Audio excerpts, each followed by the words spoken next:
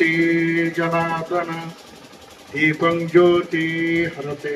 कटक जिला निश्चितकरी ब्लॉक अश्वेश्वर ठारे हिंदू और मुस्लिम दुई संप्रदायर दुई महान व्यक्ति स्वर्गत जलधर नायक और अवसर अली उद्यम समाज विभिन्न गोमाता उद्देश्य 1943 मसीह एक गोरक्षणी स्थापन कर जलधर नायक अवसर अली देहांत पर राजकिशोर नायक धनेश्वर राउत मुरबी अनुष्ठान को चलाई आसुथिले। आज यह गोरक्षणी 83 वर्ष पदार्पण करिछि।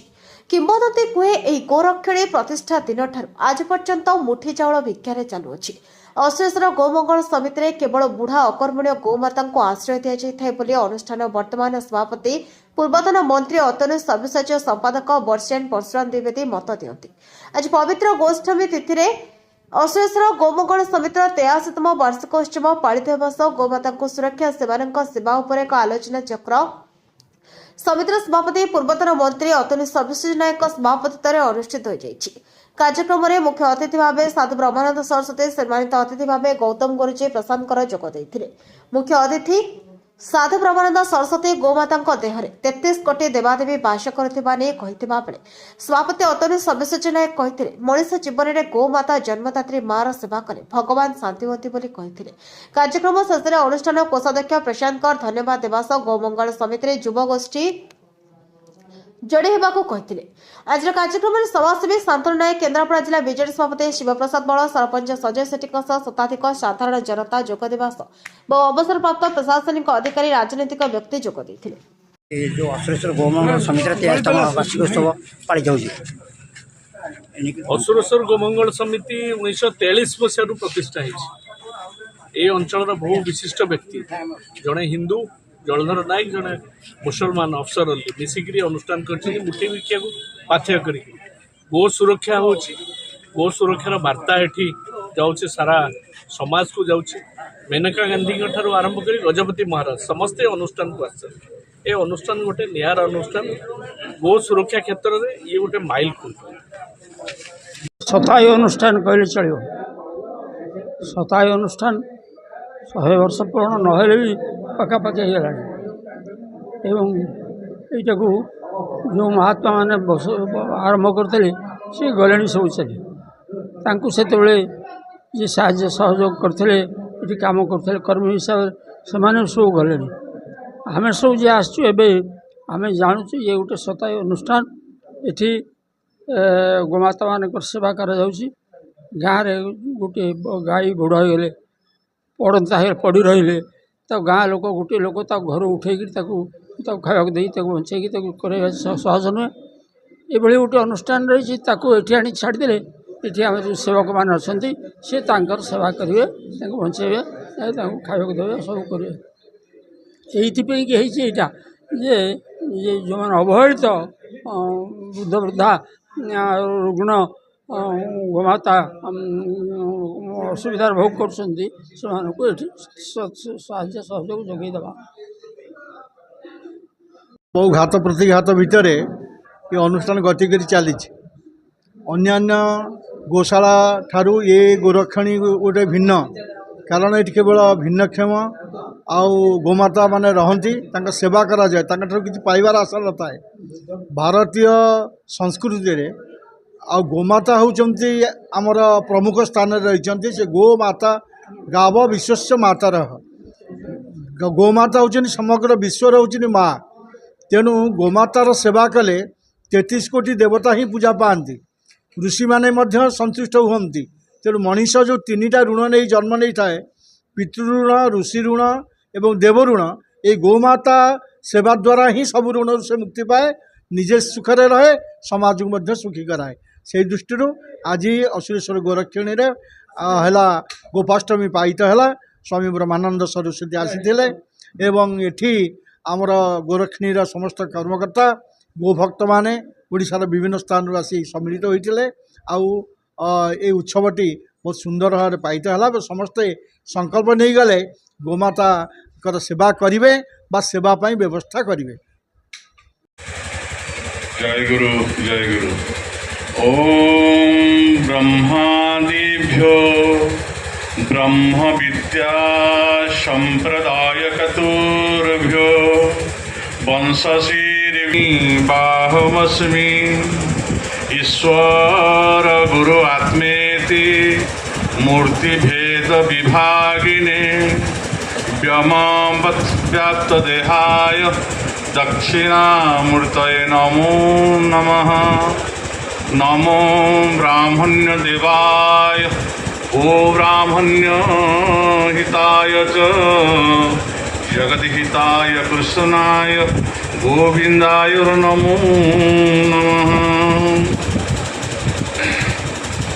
मोर जन्म जन्म गुरु निगम ठाकुर तांको पादे मोर नमस्कार।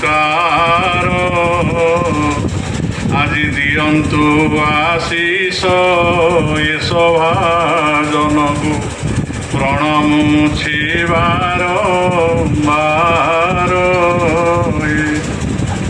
आज आम मानकर बड़ सौभाग्यर दिन।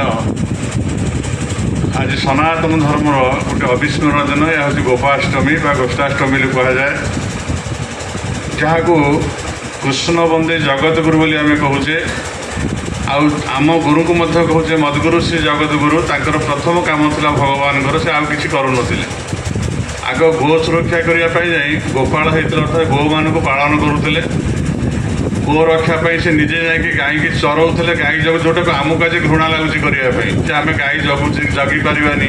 ताय कृष्णाय विश्वर जे हित चिंता करुँच आम समस्त स्रष्टा एवं जी हूँ पितासी लोकस्य चराचर से तुमस्य पूज्य गुरुर्गरिया। ये चराचर लोकर पिता तांकर प्रथम काम था से गोरु को चारण चरौले गोरु चरौले। तेणु से कृष्ण जे जीवर सुरक्षा लगी नंदसुत हरि भुवने प्रकाश हल गुरु रूप धरी। आज बड़ सौभाग्यर कथा ये आमर गुरुंकर आश्रम रही तांकर कृपा दृष्टि रही। जो जलधर नायक आउ अतनु बापा राजकिशोर बाबू आदि समस्ते होती भक्त। मु खाली ये कहबी जे सांप्रदायिक भाव में आम बसईचु आम आश्रम आम गुरु बोली कि ठाकुर जी आम गुरु थे नाम जदिव निगमानंद से प्रतिष्ठित नुहति। सी कहते मुझे सर्वभौम गुरु मु समस्त गुरु मु विश्वर गुरु। तेणु सी कहते जार आध्यात्मिक तत्व जानवर अच्छे किसी सन्देह अच्छी सबू संप्रदाय सबू वर्गर मो पाख आसिले मुझे सन्देह मोचन करी।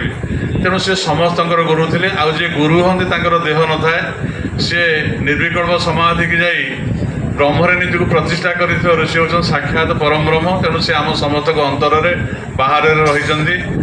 मु आज जो मैंने गुरु भाई मैंने अच्छा जय गुरु प्रणाम सहित मोर विशेष भाव में अतनु बाबू परिवार प्रति फैमिली प्रति तो जो मोर रही गोटे श्रद्धा आसन तार बड़ कारण है जे सी तो आम गुरु भाई गुरु परिवार किंतु जो जलधर बाबू जो आपको कर जो आरंभ कर तांकर उत्तरदायित्व हिसाब से तांकर ज्वाई हिसाब से पुत्रवत राजकिशोर नायक समय आपको बहुत डेभलपमेंट से करते। से गांधीवादी थे आप देखिए जीवन में से केवे पिंधि ना कुर्ता पिंधि थे के अधिकांश बेले मुझे देखी जो से भुवनेश्वर मर्णिंग वाक कर चली चली जाता से खदड़ धोती खंडे चादर खंडे पकई था दाढ़ी खंडे से मनीष मिले प्रातस्मरणीय सब से एवं तांकर जो निष्ठा जलधर निष्ठा से व्यक्तित्व जो आस निष्ठा सी जहाँ को बढ़े दे गले प्रोत्साहित कर दे गले सुपुत्र हेले कुलधर्म रखी हिसाब से आपण मैंने बहुत लोग जड़ित होती अतमान संगे राजनीतिक परिवेश राजनेता अच्छा आम किसी कौन सुविधा काले मिल पाए आते सुविधा पाइले अच्छा आज भोट पाई ना कल छाड़ दे पड़े सी आम से हिसाब भल पाऊँ आम गोटे हिसाब से भल पाऊँ से सबुदिन रही थे से जो उत्तरदायित्व हिसाब से ये जो गोशाला प्रति जो अवदान मत लगुच जमी सबुगुड़िक जलधर एवं जो मान सब थे निजर पिता राजकिशोर बाबू जो कम सब अधूरा छाड़ी कारण जो भर निष्ठा न था आज बहु दूर कहीं नुआपड़ा सेठू से आज मेघरे दौड़ी के आम आम समस्त आमंत्रित करमी हम लगी खाली सी नुहति मातृ मैंने परिवार मान समस्त एकजुट होती ये कम करने तेरे गोमाता संपर्क में आज जेहतु कम विपद कहवाक मत पड़ो ଗୋମାତାଙ୍କ ବିଷୟରେ ଆମେ ବହୁତ କଥା କହୁଛେ। ଗୌତମ ବାବୁ କହିଲେ ସେ ସମୁଦ୍ର ମନ୍ଥନରୁ ଆସିଥିଲେ, ବହୁତ ବଢ଼ିଆ କଥା। ଆପଣ ଜାଣିବେ ଯେ ଆମ ବିଶ୍ୱ ଯେତେବେଳେ ସୃଷ୍ଟି ଆରମ୍ଭ ହୋଇନଥିଲା, ଅଶୀଦିତଂ ତମଦ୍ଭୂତଂ ଅପ୍ରଜ୍ଞାତଂ ଅଲକ୍ଷଣଂ ଅପତର୍କ ଅଭିଜ୍ଞାନ ପ୍ରସୁପ୍ତମିବ ସର୍ବତ୍ର, କିଛି ସୃଷ୍ଟି ହେଇନଥିଲା। ମାନେ ଆପଣଙ୍କର ଜଳ ସ୍ଥଳ ବନଗିରି ଆକାଶ ପଞ୍ଚଭୂତ ଆଦି କିଛି ବି ହେଇନଥିଲା, କେବଳ ଏକମାତ୍ର ପରବ୍ରହ୍ମ ପରମାତ୍ମା ଥିଲେ। ଯେତେବେଳେ ସେ ସୃଷ୍ଟି କରିବା ପାଇଁ ଇଚ୍ଛା ପ୍ରକାଶ କରିଛନ୍ତି, ଏକହଂ ମହୌଷ୍ୟମ୍, ତାଙ୍କ ସୃଷ୍ଟି କରିବା ଯେତେବେଳେ ଇଚ୍ଛା ହେଇଛି, ପ୍ରକ୍ରିୟା ଇଚ୍ଛା ହେଇଛି, ସେତେବେଳେ ସେ କ'ଣ କରିଛନ୍ତି, ତାଙ୍କ ନାଭି କମଳରୁ ପ୍ରଥମ ସୃଷ୍ଟିର ଆରମ୍ଭରେ ବ୍ରହ୍ମା ହିଁ ପ୍ରକଟ ହେଇଛନ୍ତି। ତେଣୁ ବ୍ରହ୍ମା ପ୍ରଥମ ଦେବାନାଂ, ସେ ବ୍ରହ୍ମା ହେଉଛି ପ୍ରଥମ ଦେବ, ବିଶ୍ୱସ୍ୟ କର୍ତ୍ତା ଭୁବନସ୍ୟ ଗୋପ୍ତା। ସେ ଯେତେବେଳେ ତାଙ୍କ ପରଠୁ ଯେ ସୃଷ୍ଟି ସଞ୍ଚାର ହେଲା, ବ୍ରହ୍ମା ଭାବୁଛନ୍ତି ଯେ ମୁଁ ତ ସୃଷ୍ଟି ପ୍ରକଟ ହେଲି, ଆଉ କାହାକୁ ଦେଖିପାରୁ, ସବୁଆଡ଼େ ଶୂନ୍ୟ ଶୂନ୍ୟ ମହାଶୂନ୍ୟ, ଆଉ କେହି ଦ୍ୱିତୀୟ ନାହାନ୍ତି। ତେଣୁ ସେ ଅତ୍ୟନ୍ତ ଭୟଭୀତ ହୋଇକି ଅନେକ ଅନନ୍ତ କାଳ ବ୍ୟାପୀ ତପସ୍ୟା କରିଛନ୍ତି। ତାଙ୍କ ତପସ୍ୟାରେ ନିଜେ ନିର୍ଗୁଣ ନିରାକାର ପରବ୍ରହ୍ମ ନାରାୟଣ ବା ମହାବିଷ୍ଣୁ ରୂପରେ ତାଙ୍କୁ ଦର୍ଶନ ଦେଇଛନ୍ତି। ଏବଂ ତାଙ୍କର ଯେଉଁ ସୃଷ୍ଟିର ତାଙ୍କର କ'ଣ ପାଇଁ ସେ ସୃଷ୍ଟି ହେଇଛନ୍ତି, ତାଙ୍କୁ କ'ଣ ପାଇଁ ସୃଷ୍ଟି କରାହେଇଛି, ତାଙ୍କ ପ୍ରକୃତ କାର୍ଯ୍ୟ କ'ଣ ତାଙ୍କୁ ବୁଝାଇ ଦେଇଛନ୍ତି ନାରାୟଣ। ଏବଂ ଯେତେ ବୁଝେଇଛନ୍ତି ସେଇ ଯେଉଁ ଜ୍ଞାନ ଦେଲେ ତାର ହେଉଛି ବେଦ। 4ଟି ମୁଖରେ ବ୍ରହ୍ମା 4ଟି ବେଦକୁ ଧାରଣ କରିଛନ୍ତି।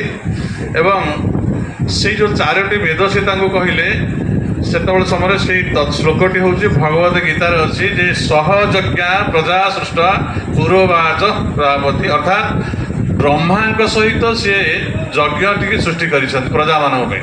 ଯେତେବେଳେ ତାଙ୍କୁ ବ୍ରହ୍ମା ପଚାରୁଛନ୍ତି ନାରାୟଣକୁ ଯେ ମୁଁ ତ ପ୍ରଜା ସୃଷ୍ଟି କରିଦେବି, ଜଳ ସ୍ଥଳ ବନଗିରି ଆକାଶ ଅନେକ ଜୀବଜନ୍ତୁ ପ୍ରାଣୀମାନେ ସବୁ ସୃଷ୍ଟି ହେବେ, 84 ଲକ୍ଷେଷୁ 84 ଲକ୍ଷ ଜୀବଜନ୍ତୁ ସୃଷ୍ଟି କରିବି, ଏମାନେ କେମିତି ବୃଦ୍ଧି ହେବେ, ମାନେ କ'ଣ ଖାଇବେ, ଆଙ୍କୁ କେମିତି ବିତାଡ଼ିତ ହେବ, ଆଉ ଆକୁ କେମିତି କେଉଁ ପ୍ରକ୍ରିୟା ମୁଁ ଅବଲମ୍ବନ କଲେ ଆଙ୍କୁ ଭଲ ଭାବରେ ପାଳନ କରିପାରିବି। ସେଠି ସିଏ କହୁଛନ୍ତି ଯେ ଗୋଟିଏ ମାତ୍ର ହେଉଛି କର୍ମ, ସେ କର୍ମ ହେଉଛି କ'ଣ ନା, ଏଇ ଯେଉଁ ଯଜ୍ଞ କର୍ମ। ତୁମେ ଯଜ୍ଞ ଦ୍ୱାରା ବିଶ୍ୱକୁ ଶସ୍ୟ ଶ୍ୟାମଳା କରିବ। ଅର୍ଣ୍ଣାତ ଭବତି ଭୂତାନି ପର୍ଜନ୍ୟ ଅନ୍ନ ସମ୍ଭବ, ଯଜ୍ଞାତ ଭବତି ପର୍ଜନ୍ୟ ଯଜ୍ଞ କର୍ମ ସମୁଦ୍ଭବ। ଏଇ ଯେଉଁ ଯଜ୍ଞ କର୍ମ କଲେ ପୃଥିବୀ ଶସ୍ୟଶାଳୀନ ହେବ, ପୃଥିବୀରେ ଯେତେ ଦୂଷିତ ପଦାର୍ଥ ଅଛି ତା ଖଣ୍ଡନ ହେବ, ପୃଥିବୀ ପବିତ୍ର ହେବ, ପବିତ୍ରୀକରଣ ହେଇପାରିବ। ତେଣୁ ଯଜ୍ଞ କରିବାକୁ ପଡ଼ିବ। ସେତେବେଳେ ବ୍ରହ୍ମା ଯେତେବେଳେ କଥା କହିଛନ୍ତି ଯଜ୍ଞ କେମିତି କରାଯିବ, ତାର ଉପଚାର କ'ଣ ସବୁ, ତାପରେ ସେ କହିଛନ୍ତି ଗୋଟିଏ ଏଇ ଯେଉଁ କହୁଥିଲେ ଯେ ଅମୃତ କଳସ ଧରିକି ଆସିଲେ ଆମର କିଏ, ଧନ୍ୱନ୍ତରୀ ଆସିଲେ, ଲକ୍ଷ୍ମୀ ବି ଆସିଲେ, ଗୋମାତା ବି ଆସିଲେ। ସେଠି ସେ କହିଛନ୍ତି ଯେ ଯେଉଁ ଗୋମାତା ଯେଉଁ ଗାଭି ଯାଇଛନ୍ତି, ସେଇ ଯେଉଁ ଗୋମାତାଙ୍କ ଠାରୁ ଯେଉଁ ଘୃତ ଆସିବ, ସେଇ ଘୃତରେ ଗବ୍ୟ ଘୃତରେ ଯେତେବେଳେ ଅଗ୍ନିରେ ଆହୁତି ଦିଆଯିବ ଏବଂ ସେ ଆହୁତିର ଯେଉଁ ଇନ୍ଧନ ଆସିବ, ସେଇଥିରୁ ସାରା ବିଶ୍ୱ ଭିତରେ, ଏ ପୃଥିବୀ ଭିତରେ ସମସ୍ତ ଔଷଧୀୟ ଗୁଣ ଆଉ ଯେତେ ଆମମାନଙ୍କର ଜୀବଜଗତ ଅଛି ତାଙ୍କୁ ପରିପୁଷ୍ଟ କରିବା ପାଇଁ ଯାହା ଯାହା ସବୁ ଆବଶ୍ୟକ ସେସବୁ ପ୍ରଦାନ କରିବେ ସେ ଗୋମାତା। ତେଣୁ ବାଞ୍ଛିତ ଫଳ ପ୍ରାପ୍ତ କରିବାକୁ ହେଲେ ଏ ଯଜ୍ଞ ହିଁ କରିବାକୁ ପ୍ରଥମେ ପଡ଼ିବ। ଯେତେବେଳେ ଏକଥା ସେ କହିଛନ୍ତି, ସେଠି ସେଇଥିପାଇଁ ଭଗବାନ ତାକୁ ଦେଖାଇ ଦେଇଛନ୍ତି ଯେ ବିଶ୍ୱଟାକୁ ଯଦି ରକ୍ଷା କରିବାକୁ ହେବ, ବିଶ୍ୱ ପାଇଁ ଯଦି କେହି କଲ୍ୟାଣକାରୀ ଥାଏ, ଯେତେ ପୃଥିବୀରେ ସୃଷ୍ଟି ହେଇଛନ୍ତି, ମନୁଷ୍ୟ ନୁହେଁ, ମନୁଷ୍ୟ ଶ୍ରେଷ୍ଠ ପ୍ରାଣୀ ହେଇପାରେ, ଦୁର୍ଲଭ ହେଇପାରେ, ଯେତେ ପ୍ରାଣୀ ଅଛନ୍ତି ଶ୍ରେଷ୍ଠ ହେଉଛନ୍ତି ଗୋମାତା, କାରଣ ଗୋମାତାଙ୍କ କୃପାରୁ ଏ ବିଶ୍ୱ ସମସ୍ତେ ଆଜି ତିଷ୍ଠି ରହିଛନ୍ତି। ତେଣୁ ବୃଷଭକୁ କୁହାଯାଏ ଧର୍ମ ବୋଲି, ଆଉ ମାତା କୁହାଯାଏ ଗୋମାତାକୁ। ଆପଣ ଭାଗବତରେ ଦେଖିବେ ଯେତେବେଳେ ପରୀକ୍ଷିତ ରାଜା ଆସିଛନ୍ତି, ଆମର ତାଙ୍କର ଶାସନ ସମୟ ଆସିଛି, ଦ୍ୱାପର ଯୁଗର ଅନ୍ତ ହେଇଯାଇଛି, କଳିଯୁଗ ପ୍ରବେଶ କରି ଆସୁଛି, ସେତେବେଳେ ସେ ଦେଖୁଛନ୍ତି ଗୋଟିଏ ଗୋମାତା ସେଠି ଛିଡ଼ା ହେଇଛି, ସେ କାନ୍ଦୁଛନ୍ତି ଏବଂ ବୃଷଭଙ୍କୁ ଆଉ ଜଣେ ଅତ୍ୟନ୍ତ କ୍ରୂର ଲୋକ ତାଙ୍କୁ ପ୍ରହାର କରୁଛନ୍ତି ସେଠି। ଏସବୁ ତତ୍ତ୍ୱ ତା ଭିତରେ ଅଛି। ଏବଂ ସେଠି ଗୋମାତା ନିଜେ ମାତା ରୂପରେ କନ୍ଦନ କରୁଛନ୍ତି ଯେ ଘୋର କଳିଯୁଗ ଆସିଗଲା, ବର୍ତ୍ତମାନ ଗୋରୁ ବ୍ରାହ୍ମଣ ଗୁରୁଜନ ଏବଂ ଧର୍ମ କର୍ମ ଏସବୁ ଲୋପ ପାଇଯିବ। କଳୌ ପାପ ଯୁଗ ପରେ ତପହୀନ ଅତି ଦୁସ୍ତରେ ନିସ୍ତାର ବିଜମେ ତାବତ୍ ବ୍ରହ୍ମ ମନ୍ତ୍ରସ୍ୟ ସାଧନ ଅଳ୍ପାୟୁଷ ସ୍ୱଳ୍ପାବୃତ ଅନାଧୀନ ସବୁ ପ୍ରିୟ ଲୁବ୍ଧ ଧନା ଜନେ ବେଗ୍ରା ସଦା ଚଞ୍ଚଳ ମାନସ।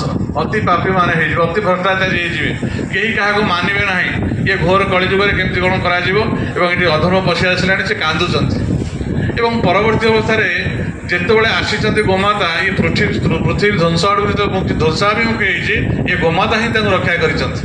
तेणु गोमाता सर्वपूज्या सकल देवगणा सर्वगात्रे सुतिष्ठन्ति सेवायां सर्वसिद्धि भवति च सकलं सर्वकामांश्च लोकान् आम समस्त कामना तार गोमाता हूँ समस्त पूज्य आज जब यज्ञ कर्म करा कौन कर्म करा जदि गोमाता को पूजा करा जाए प्रथम सर्वाग्रे गुरु को पूजा करा जाए गोमाता पूजा करा जाए तार समस्त काम विघ्न हो जगह आज गोमाता को पूजा करा आज रघुवंश रक्षा ठू आरंभ कर चंद्रवंश पर्यंत आज समस्त कार्य आप देखिए गोमाता आशीर्वाद ही सब चली आम जानी तो आ मन रखु जो दिन पृथ्वी में ये गोवंश लोप पाई कोरोना नुहे भयंकर व्याधि माड़ी आसो कारण किए रक्षा कर आमको पावन कर किए परिवेश सुरक्षा दब किए तेनाली गोमाता ही केवल देपारे जेटा हूँ साइंटिफिक आप देखिए परवर्ती अवस्था कहगला समस्त लोमकूपे बसती ऋषय सर्वसिद्धि प्रदात्री समस्त लोमकूपे बसती ऋषय आपंकर जिते 33 कोटी बोली कह अनंत कोटी भी पारती प्रत्येक लोमकूप देवता माने अच्छा आपण मंदिर को जाऊँच दर्शन करने आपण जाऊँ विभिन्न तीर्थ को दर्शन करने जाऊँ गंगा जमुना सरस्वती आदि विभिन्न तीर्थ भ्रमण कर विभिन्न स्थान को जाऊँ मंदिर जाऊँ आपण जब विश्वास करुँच सनातन धर्म सनातन धर्म जब भावुं गोमाता ठारे प्रत्येक लोमकूप देवता अच्छा समस्त लोमकूप से बसती समस्त ऋषि मैंने अच्छा सर्वदेवगण अच्छा आपड़ जब गोमाता को खाइबा देदेवे हाथ में से खाईदे नहीं कि प्रत्यक्ष भाव में खाईदे ताले किए खाइला दुईटा आपको लजिक देखा दर्शन देखा आप आम हिंदू सनातन धर्म कहे जे आब्रह्म स्तन्म पर्यंत परमात्मा स्वरूपकम ओडिया व्याख्या कराला काष्ट पाषाण तरुतुण सकल घटे नारायण गीतार भगवान कहले अहं आत्मा गुड़ाकेश सर्वभूता सहित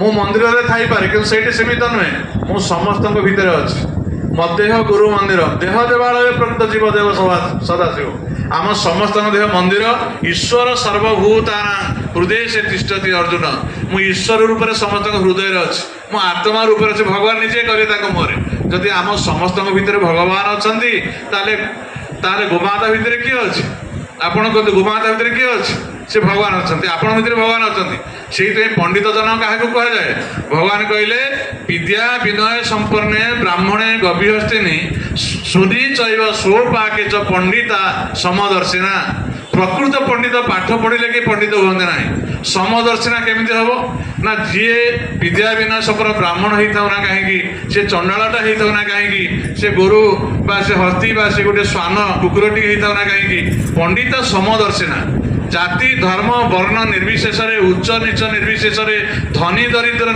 निर्विशेष कला गोरा सुंदर सुंदर निर्विशेष जड़े जदि समदर्शनता भितर आसला समदर्शन केमी आसो मदात्मा सर्वभूत आत्मा जो भगवान आत्मा रूप में मो भितर अच्छा ये नारी पुरुष समस्त भितर धनी दरिद्र उच्च नीच समस्त भितर से भगवान अच्छा जदि आम दर्शन करुचे सेवा करुचे भगवान को आम प्रत्यक्ष सेवा करुचे आ गोमाता को जब आम सेवा करोचे ताले सेठी 33 कोटी दिए देवता आम हाथ ग्रहण कले आम शिव मंदिर जाऊे आम विभिन्न राम मंदिर कृष्ण मंदिर आम सनातन हजार हजार मंदिर अच्छे सेठी आम कदली भोग करते सांगरे फेरे नहीं आसते कि प्रत्यक्ष किए खाए अग्निकुंड ब्राह्मण तुंड गोरुर तुंड गोरु प्रत्यक्ष भाव में खाइबे आ गोरु जहाँ गोमाता जहाँ खाइले 33 कोटी दिए देवता पाइले आ गोरु को जब आप प्रदक्षिण करदेवे आपंकर कौन तीर्थ भ्रमण कर ना 3.5 कोटी तीर्थ जो अवतारणा कर शास्त्र में गोटे गोमाता को आप प्रदक्षिण करदेवे ता भल हो